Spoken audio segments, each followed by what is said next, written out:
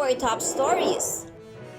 Marina issues STCW certificates online. Woman jumps overboard from the CARNIVAL VALOR. PCG rescues passengers from distressed MOTORBANCA.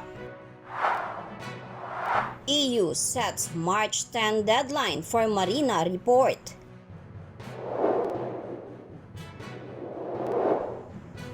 Welcome to Marino World Weekend. Maritime is second nature to us, sharing what's now and what's next. I am Dean Bacani. The Maritime Industry Authority or Marina has started online issuance of seafarers standards of training, certification, and watchkeeping or STCW certificates on February 15, Tuesday. Marina Administrator Vice Admiral Robert M. Pedrad says the initiative is part of the agency's digital transformation efforts for more efficient and convenient processes for Filipino seafarers. According to Marina Advisory 2022-08 on the additional guidelines on the application and issuance of STCW certificates, effective February 15, 2022, approved applications for the issuance of STCW certificates will be sent to the mismo accounts of seafarers after receipt of corresponding payment of fees. The certificates can be printed on an A4 size bond paper. Each Certificate of Proficiency or COP and Certificate of Competency or COC shall be designated with a unique QR code. Verification as to their authenticity may be done through the Marina Verification Portal. Verifiers only need to input the serial number of the said certificate.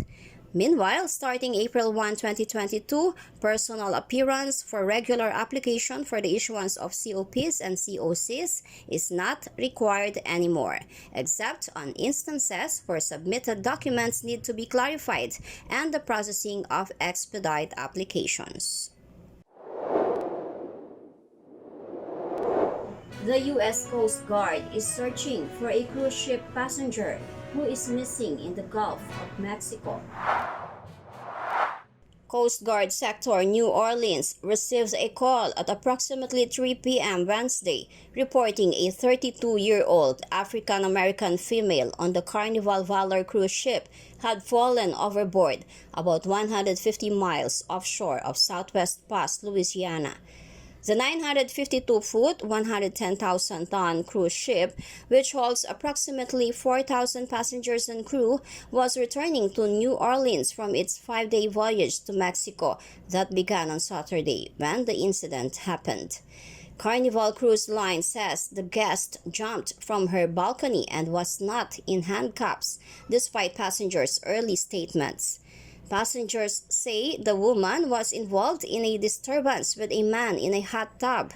Security was called and the woman was detained, but she broke free and jumped off deck 10.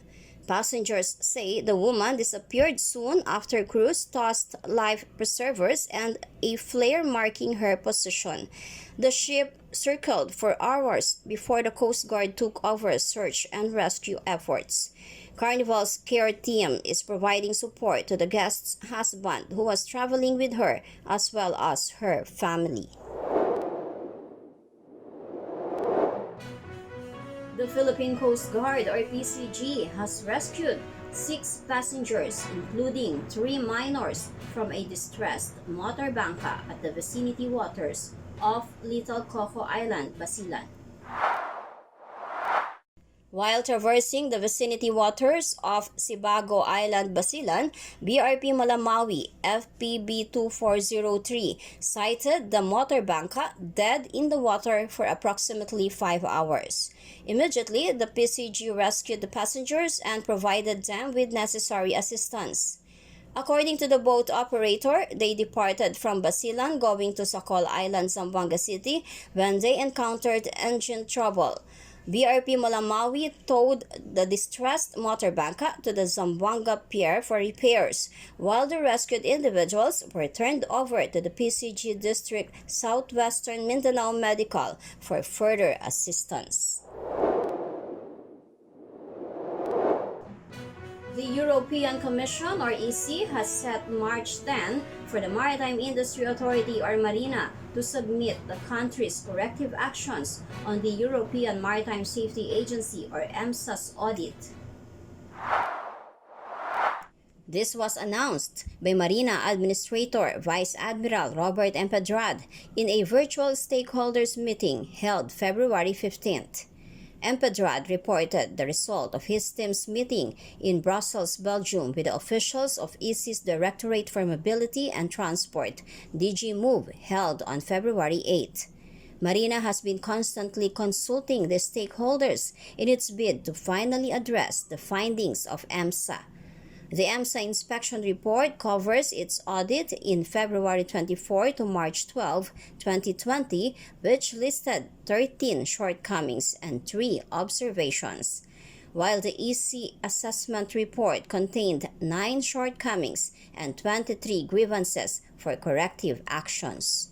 M. Pedrad underscores the EC and European Community Ship Owners Association or EXA appreciate the Philippines' efforts to address the EMSA findings. The Philippines' response shall be reviewed by EMSA and EC. The Committee on Safety of Seas or COSS of European Union member states will decide on the eligibility of more than 56,000 Filipino mariners to serve aboard European-flagged vessels. M. Pedrad explains what will happen when the EU decides to withdraw the recognition of Filipino seafarers' STCW certificates. Now, what happened if there is a negative decision? This is what Director Magda Chinka mentioned, is that so lahat ng mga, so this is for the information of LMAs, those who have current licenses at the time of the decision of EMSA will continue to serve in European vessels. So, halimbawa, nagpirma ako ng lisensya ko ngayon and then bukas nag-decide yung EMSA, then I can still serve the European ships for 5 years. Sabihin, matapos kontrata, makakabalik pa rin ako sa European ship. But those who have renewed licenses after the decision has been made will no longer be allowed to serve European vessels. That is the effect of a non-withdrawal or a withdrawal of the support.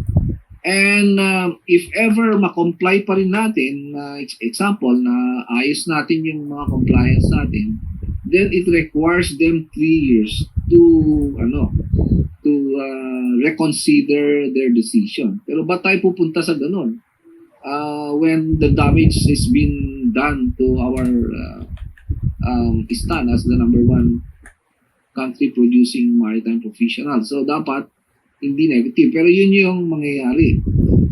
And there are messages that we receive from European countries yung magkaroon ng memorandum of agreement. I don't know if we will have a memorandum of agreement with other European countries that if there is a negative decision, they will still hire Filipino seafarers because of the MOA. I'm not sure if that is applicable. Pero these are the things that we are also working aside from coming up with the corrective actions for submission in March 10. Thank you for watching Marino World Weekend. Stay on board. Subscribe to Marino World Online for more meaningful maritime news and views, and a chance to win GCash loads.